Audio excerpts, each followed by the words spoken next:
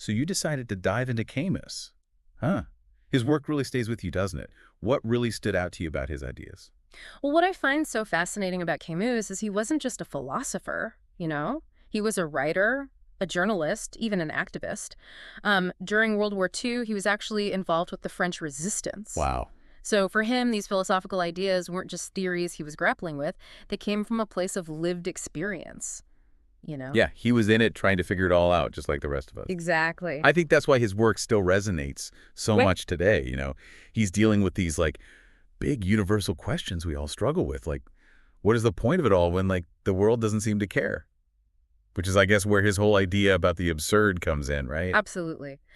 Camus argued that the absurd arises from this clash between, on the one hand, our very human need for meaning, for purpose, and then on the other hand, the seeming indifference of the universe. You Yeah. know, Yeah. we're searching for answers for some inherent order to it all, but the universe doesn't seem to provide those answers. Right. It's like we're trying to solve this cosmic riddle. But we weren't given all the clues or the right clues or any clues. Exactly. And that's where I guess his Myth of Sisyphus comes in, Yeah, which is not exactly a light read. definitely not a light peach read, no. Yeah. But yeah, Camus uses this ancient Greek myth of Sisyphus, who's condemned to eternally push this boulder up a hill only to have it roll back down every time, Oh, yeah, I know this one. as a metaphor for the human condition. Right, right. So are we all just Sisyphus then? Stuck in this endless loop of, like, striving and futility? Well, Camus doesn't actually say we should just give up. Okay. He asks us to find meaning in the struggle itself, in that constant pushing against the absurd. Okay. So it's in those moments, those acts of defiance, where we create our own sense of purpose.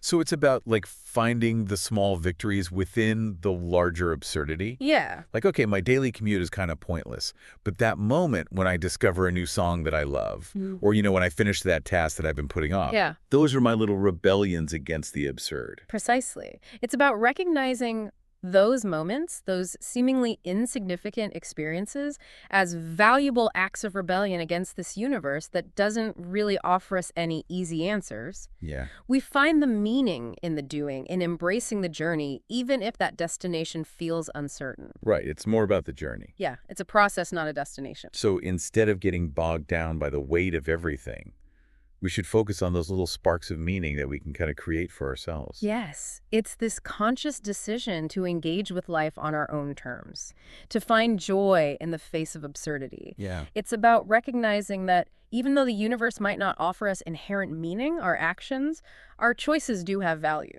That's a powerful shift in perspective. But what happens when, like, this search for meaning kind of bumps up against all the injustices of the world? Okay. And that's where his ideas about rebellion come in, right? Yeah, absolutely. Camus saw rebellion as like this natural response to the absurd, especially when we're talking about suffering and injustice, the kind of stuff that really makes you question everything. Right. But he also saw how it could go wrong. So it's not just about being mad at the system. No. It's much more nuanced than that. Camus actually distinguishes between two types of rebellion. Okay. The first, rebellion for life, is driven by a deep respect for human dignity and this desire for a more just world. Okay, so, like, are we talking about, like, the civil rights movement or, like, the fight for women's suffrage? Exactly. Those are prime examples. These movements weren't fueled by the promise of some easy victory, or like some preordained plan. It was this refusal to accept a reality that just didn't align with their values, It's that active resistance, that commitment to fighting for better, even when it seems impossible, that Camus saw as essential to living a meaningful life. So it's about, like, making that choice to act, to fight for what you believe in, even when the universe doesn't seem to care. Exactly. But there's another side to rebellion that Camus warns us about. Okay. Rebellion that leads to tyranny. He was really wary of revolutions that claimed to have all the answers, Yeah. that wanted to create a whole new order, often through violence and oppression. Because then you're basically just replacing one form of absurdity with, like, another one, right? Exactly. Camus saw this firsthand. He lived through some intense times, and saw how good intentions could pave the way for new forms of oppression. Like, think about the French Revolution. Right. Started with these noble ideals, liberty, equality, fraternity, but devolved into this reign of terror. Yeah. So how do we know which rebellions, Which revolutions are on the right side? It's a question we're still asking today, don't you think? Oh, absolutely. And Camus, he doesn't give us easy answers. He challenges us to really think critically, to question those in power, and be wary of any ideology that claims to have it all figured out. It's about recognizing just how complex the world really is and understanding that even our best intentions can have consequences we didn't foresee. It's a lot to think about, but it feels important, especially today when we're constantly bombarded with so much information, Hmm. you know? Makes me think about his novel, The Plague. That book feels weirdly relevant now, don't you think? It's funny you should mention the plague, actually. We always think about it with like pandemics and stuff, which, yeah, I mean, who can blame us after the last few years, right? But it's really about way more than that, isn't it? Oh, absolutely. Yeah.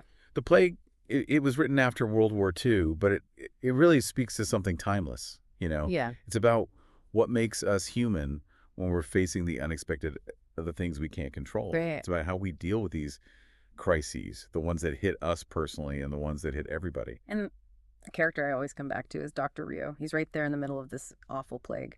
But he just never gives up, even when it seems like there's no hope left. What is it about him that, like, sums up Camus's whole philosophy? Well, Dr. Ryu, he represents that humanism that Camus believed in. Like, he sees how absurd it all is, how meaningless it seems. But he still chooses to act, to fight against the suffering. Not because he thinks he can stop the plague by himself, but because that's just what you do.